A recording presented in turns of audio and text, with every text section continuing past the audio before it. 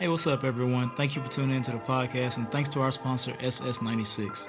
Still rocking with us in 2022, and it's so amazing. We appreciate you. SS96 is putting out new merch and still has some of your favorites. Get your Executive Productions t-shirts, Swish Masters t-shirts, as well as Farm Raised Entertainment t-shirts. Don't forget to check out Straight Stoners music, as well as my own release under Executive Productions. It's available on all streaming platforms, and new music is in the works, so stay tuned. Go to ss96.net and use the promo code SWISHMASTERS to get discounted merch today. Thank you all again. We're grateful.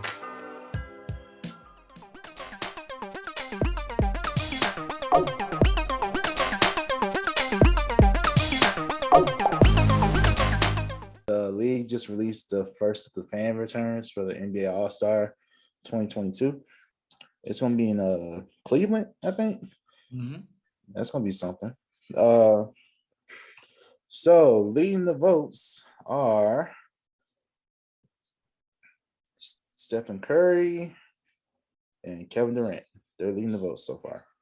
But for the West Conference in the front court, I'm just going to read the top three of each. For front court for the West, you got LeBron at 1, Jokic at 2, and Paul George at 3. For the guards, you got Steph at 1, Luka 2, John Morant at 3. For the East, for the front court, you got Kevin Durant, number 1, Giannis, number 2, Joel Embiid, number 3. And backcourt for the East, DeMar DeRozan, number 1. Well deserved. James Harden, number 2, and Trae Young, number 3. You got the whole list for yourself too. So, reaction to the fan returns. Of course, as y'all know, fans are not the only thing that determines who gets in to All-Star. You also have player voting and media voting. So, for fans determine the starters. Yep. So, yeah. Oh yeah, and coaches pick to the reserves. Yeah, you're right.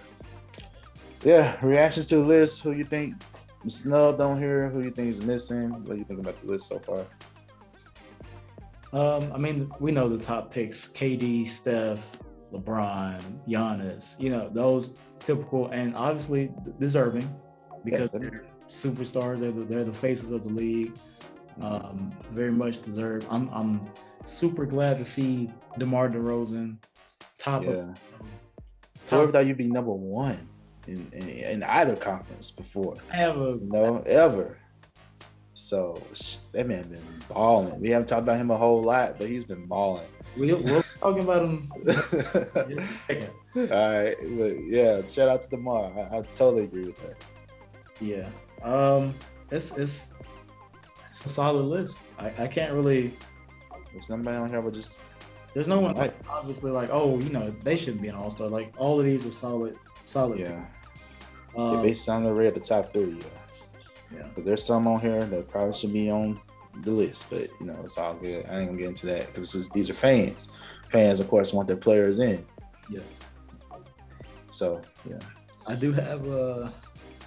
I have a couple that I want to see for myself just because I feel like they've played hard all season and deserve it. One guy I know for sure I want to see is Ja Morant.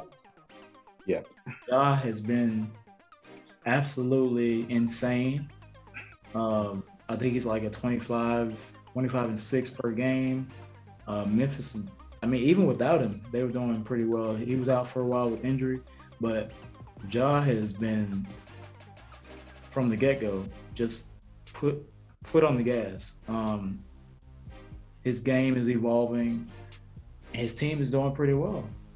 I think Ja is very much deserving of that All-Star selection. Would love to see him in the backcourt. And I'm not saying like start or whatever, but just he is an All-Star in my opinion, for sure. Yeah. Another guy, I feel like another young guy who's just been still taking his game up to a new level. Very young talent, Anthony Edwards. He has been very solid this year. He's a show stopper. He's box office, as many would say. He comes in, he plays hard, he puts on a show, and I feel like he would be really fun to watch an All-Star game. I think he's from like the interviews I've seen, he's got a lot. He's got an interesting personality, and he's a great talent. I think he would be good for an all-star selection. Yeah, I agree. Yeah, I got no problem with the list. I agree with what you said, man. It's be interesting. You know, still got some time left. We'll see what happens. Some players can move up and get their names on in there, and you know, we'll see. We'll see what happens. But prediction on who will be the captains. Who do you think will be the captains? Stephen KD. Yeah, I believe it'll probably stay the same. However, if LeBron he's always a dark horse. He can always be a captain based on just his notoriety, you know. So he can always be there. So yeah, I believe it'll probably stay like it is, Steph and KD. Yeah, I think barring anything, you know, crazy happening, it should be the same. I mean, we know LeBron's going to be there. That's, you know, that's given every year, even in what year, almost year 20. You know what I mean? Yeah. Yeah. It's going to be a given, but it's going to be cool. Yeah. Let's talk about, we're also going to react to some MVP odds for the NBA in 2022. So the leader of the pack, of course, is Steph Curry. He leads the odds. And then you have Kevin Durant, and then you have Giannis, then you have Nikola Jokic. Just to the top four because. So, reaction to the MVP odds and who you think is missing, who you think makes a case. Who's your case to win MVP? I mean, those top four are solid. One of them I don't care about. Nah, I'd say I mean, Jokic, he just won. He's a monster, but his team has not been doing so well this year. And that's why I said I don't care about it. Yeah, that's exactly what I was referring to. Yeah, Jokic, in my opinion, he all-star deserving. You know, first team. You know, NBA team, all NBA teams. Yeah, but MVP this year. You know, his team. I haven't checked his stats or anything, but his impact on the team hasn't been as important to me. And I feel like his stats just have been what they usually are. I don't have his actual stats pulled up, but anyway, of course he's in the running. I get it, fans and everybody else, fine. Who's the third? International player as well. So international love. Yeah, it's true. Yeah, they do. You remember Zaza? Get in there.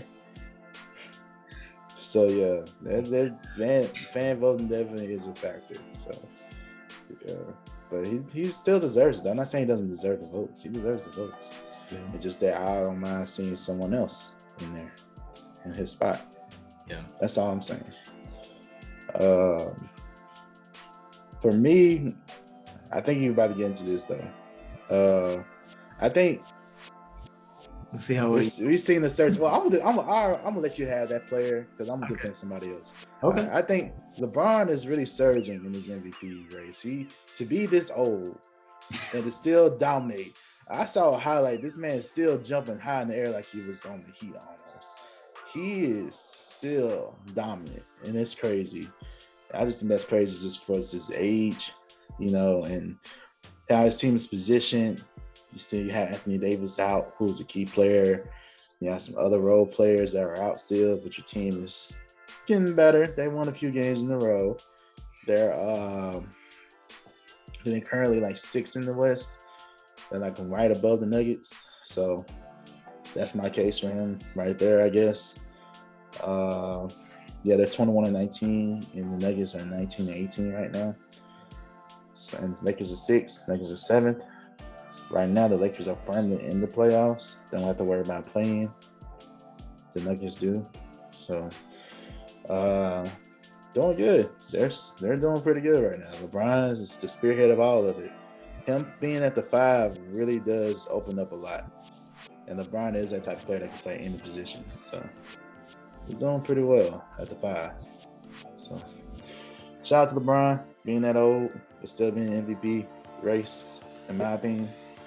So yeah, that's my case for LeBron. Who you got? No, I mean, not to like deny the greatness of LeBron. It's undeniable. Yep. At his age, doing what he's doing right now is phenomenal. My only thing with that is that I feel like he's always great, but he's like turned it on now because the team is just not producing. He's got to do it. So I feel like that could be detrimental to his MVP chances. And they're still kind of like they're just sixth in the West. And 6. But to be fair, I mean, yeah, I think he has a case, and he can definitely like slide into it easily. I mean, he's the most famous, arguably the most famous athlete in the world. So shout out to LeBron. But my guy, my case for MVP wasn't in the top 4, maybe top 5, but this guy has been balling, and we just mentioned him, and it's DeMar DeRozan. DeMar DeRozan has simply been magnificent, for lack of better words. DeMar DeRozan he got traded to Chicago. Well, wait, or did he get traded again? Or he signed? Either way, he signed with Chicago. He signed with the Bulls. Everyone, including myself, was sort of questioning the pairing of him and Zach LaVine, with them both being ball dominant guys. But they both have been balling. But DeMar has just been on like a vengeance tour, in my opinion, because I feel like those couple of years in San Antonio, you know, he's just like, all right, I'm here, I'm balling, I'm getting 20, 22 game, whatever, I'm playing the system, blah, blah, blah. Now DeMar just looks unleashed, and he's not playing the NBA of today rules. He's basically, he's not shooting a bunch of threes. He's still, I mean, when he has to, he makes them, but he's playing, top of the key, mid-range jumpers, getting to the basket, knocking down clutch shot after clutch shot after clutch shot. And the Bulls are in what place in the East right now? Number 2? Number 1. Last year, the team wasn't even in the playoffs. Very true. And I mean, him, Lonzo, Zach, Nikola, Jokic. I mean, not Vucevic. Yeah. Wrong. Yeah, Nikola. They are. Yeah. Zach also is going to be an all-star. I think both of them are going to be all-stars. Yeah, I agree. Yeah, it's crazy. I feel like that'll be the first time we've seen Bulls teammates be all-stars together. Well, maybe not together, but all-stars at the same time in a long time. And I think that team is, to me, a sleeper in the East. Everybody talks about the Nets and the Bucks. How can it be a sleeper if they number 1 though? I guess because we haven't talked about them in the beginning. Is that why? I think because they're number 1. I think they're giving their flowers now though, because they're number 1 in the East. But I'm saying, like, from the beginning of this season, we were sleeping on the beginning of the season. Yeah, you're right. And still, like, as they were like winning games, like, oh, okay, Chicago's gonna fizzle out, but they didn't. And now people are like, okay, Chicago's here, and I feel like still, like, everybody's like, oh, they got KD, oh, Embiid and the Sixers, Giannis, and they just won the chip. No, I still think people aren't mentioning the Bulls, and I'm like, okay, that's interesting. These dudes very well, like, may end up in at least the conference finals, in my opinion, if they don't go all the way. Right now, I want to say they beat Milwaukee and Brooklyn at least once. They did. So I think they have good chances. And I just like seeing guys like DeMar DeRozan. I like his game. Post up, mid range, get to the basket, athletic, handle the ball. Like, I love what they're doing. Chicago with Lonzo, 3-and-D type dude. He's knocking down his shots. Zach LaVine, still, to me, like, one of the best players in this league. So I think DeMar is a favorite for me. Yeah. I mean, obviously, he should be one of the favorites, yeah. So out of the 2, he said, I'm obviously going to agree with you with DeMar, because he definitely deserves to be up there in the MVP After I say he needs to be MVP after I saw those clutch shots. That's how you make a name for yourself in the MVP race. No matter where you at in the standings with your team, that's how you do it. Russ won despite his team being like 4th or 5th or something in the West, and because he had all these crazy clutch shots during his MVP campaign. And he averaged a triple-double. That too. But the clutch shots and the crazy highlights is what made him get over the hump. Yep. And this is how you make a case to be an MVP race. And I think DeMar leads in that category right now as far as clutch goes. Right now, like crazy clutch shots, he's in that category right now. But right now, I think Steph still has the lead over him right now. Like realistically, I would have Steph 1, then DeMar like number 2 right now. Because Steph has been playing crazy, balling out. This gonna be a tight race. I'm excited to see how this turns out.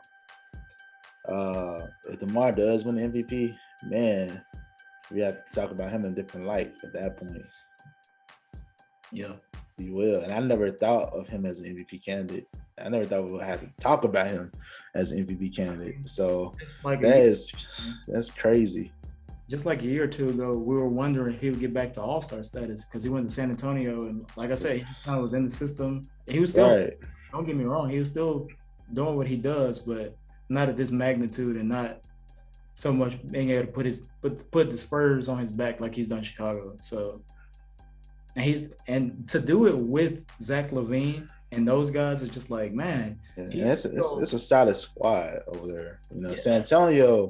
They're so balanced. The San Antonio wasn't as balanced, like you just said. They were kind of they're just kind of treading water, really, with their roster.